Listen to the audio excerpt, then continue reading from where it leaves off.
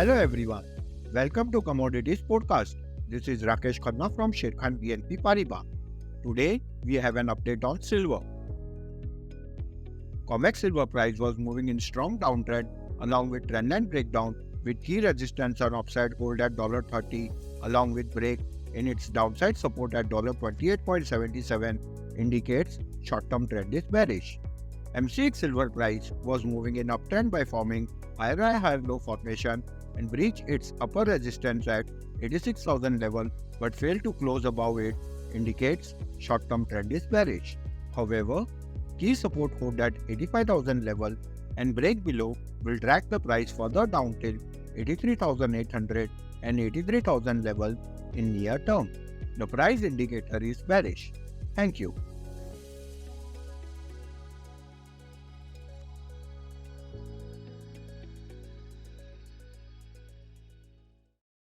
Investment in securities market are subject to market risks. Read all the related documents carefully before investing.